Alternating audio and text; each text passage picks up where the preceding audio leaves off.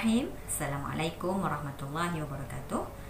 Alhamdulillah, bertemu kita lagi pada kali ini untuk kita menyambung lagi pembelajaran kita dalam tajuk Sirah 25 Rasul khusus untuk para pelajar tingkatan 3 daripada bidang akidah. Baiklah, insyaAllah hari ini kita akan sambung Rasul yang ke-21, iaitu Nabi Yunus alaihi salam.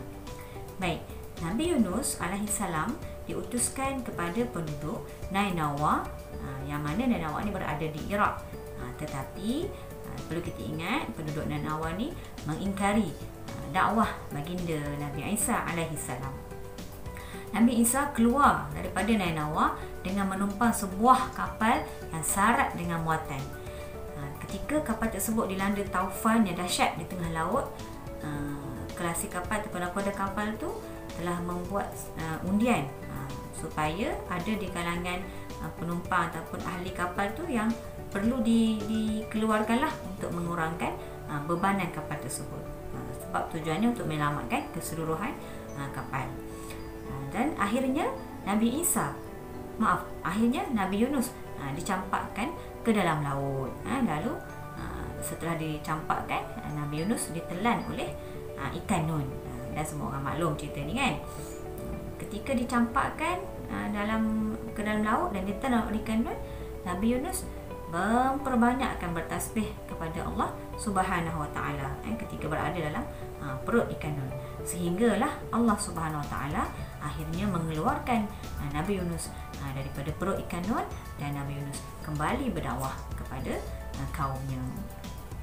Okey, jadi nak tahu tak apa dia tasbih Nabi Yunus? Baik, Nabi Yunus alaihissalam, tasbih yang perlu kita ingat dalam kisah Nabi Yunus ni ialah disebutkan oleh Allah Subhanahu Wa Taala dalam surah Al-Anbiya ayat yang ke-87. Baik, dengar, saya baca dan lepas ni boleh ikut dan amalkan. A'udzubillahi minasyaitonirrajim. La ilaha illa anta subhanaka inni kuntu minaz zalimin. Yang bermaksud, tidak ada Tuhan yang berhak disembah kecuali Engkau, ya Allah.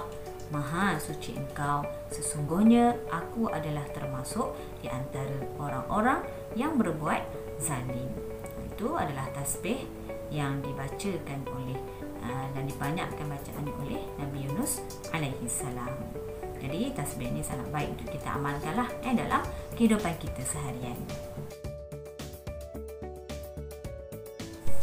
Okey, seterusnya Nabi Zakaria alaihi salam.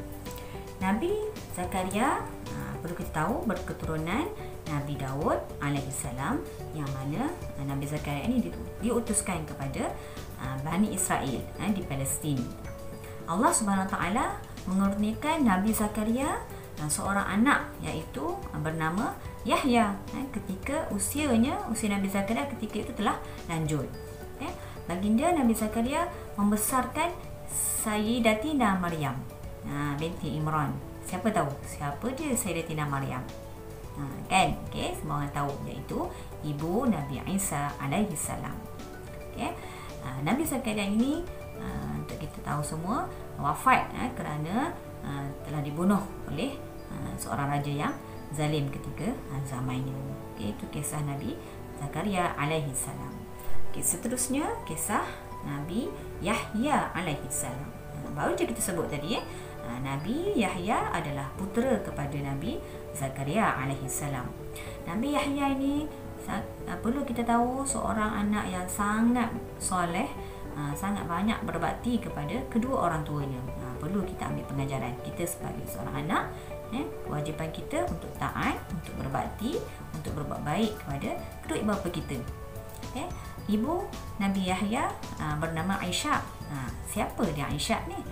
Aisyah iaitu ibu Nabi Yahya ialah saudara perempuan Sayyidatina Maryam, ibu Nabi Isa alaihi salam. Nabi Yahya juga dihukum bunuh bersama bapanya, iaitu siapa? Nabi Zakaria, kerana menentang raja yang zalim. Itu adalah kisah Nabi Yahya alaihi salam. Seterusnya Rasul yang kedua terakhir ialah Nabi Isa alaihi salam. Ya. Nabi Isa merupakan Rasul Bani Israel yang terakhir. Ya.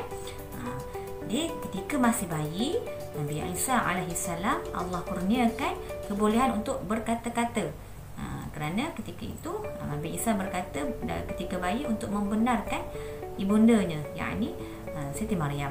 Ketika mana Siti Maryam difitnah, dicaci, dihina oleh kaumnya. Nabi Isa menyeru kaumnya supaya mengesakan Allah Subhanahu Wa Taala sebagaimana yang dilakukan oleh para nabi dan rasul yang lain. Namun tak semua pengikutnya, kaumnya mengikuti perintah dan ajaran yang dibawa oleh Nabi Isa, dan hanya sebahagian saja, segelintir saja kaumnya yang mengikut ajaran Nabi Isa, dan pengikut Nabi Isa digelar sebagai Al-Hawariyun. Baik, Nabi Isa alaihi salam Allah diangkat oleh Allah Subhanahu Wa Taala ke langit ketika mana cubaan untuk membunuh baginda oleh kaumnya. Dan kita juga perlu tahu antara mukjizat yang terkenal mukjizat Nabi Isa alaihi salam ialah baginda dapat menghidupkan seekor burung yang diciptakan daripada tanah liat dengan izin Allah. Antara kehebatan mukjizat Nabi Isa alaihi salam. Baik, sampailah kita pada Rasul yang terakhir, iaitu Nabi Muhammad sallallahu alaihi wasallam. Sebagaimana yang kita semua maklum, saya yakin semua orang tahu Nabi Muhammad sallallahu alaihi wasallam berketurunan Quraisy, iaitu kabilah yang paling mulia daripada keturunan Nabi Ismail alaihi salam. Nabi Muhammad sallallahu alaihi wasallam diberi pelbagai gelaran, antaranya yang kita biasa dengar Al-Amin, Khatamun Nabiyyin dan Sayyidul Mursalin. Itu adalah gelaran-gelaran yang diberikan kepada Nabi SAW. Nabi Muhammad SAW diutuskan kepada seluruh umat manusia hinggalah ke akhir zaman, termasuklah kita pada hari ini. Dan antara mukjizat terbesar baginda Nabi SAW ialah Allah kurniakan Al-Quranul Karim, yang mana Al-Quran ini kekal hingga ke akhir zaman. Baik, selain daripada mukjizat Al-Quran, Nabi SAW juga dikurniakan mukjizat-mukjizat yang lain oleh Allah Subhanahu Wa Taala. Banyak sebenarnya mukjizat Nabi. Antaranya yang saya boleh sebutkan, baginda diberikan kelebihan boleh membelah bulan ketika pada zaman Rasulullah SAW. Kemudian antaranya juga keluar air dari celah-celah jari baginda SAW.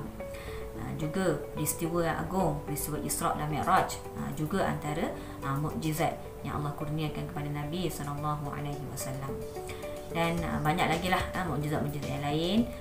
Ambillah peluang ketika kita menyambut Maulidur Rasul untuk kita mengkaji, untuk kita menyelidik dan mendekatkan diri kita kepada Nabi SAW.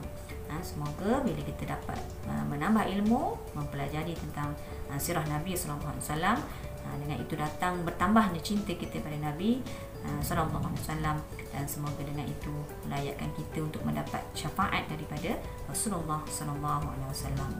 Jadi sebelum kita berakhir, di kesempatan ini juga saya nak menyeru kepada semua yang mendengar agar kita dapat paling kurang antara tanda kita cintakan Rasulullah, perbanyakkan selawat kepada Nabi SAW. Jadi untuk akhirnya, ambillah pengajaran daripada semua 25 orang Rasul yang telah kita pelajari supaya dapat menjadi pedoman dalam kehidupan kita seharian, insya-Allah. Jadi kita jumpa lagi dalam siri-siri yang akan datang. Semoga bermanfaat untuk semua. Assalamualaikum warahmatullahi wabarakatuh.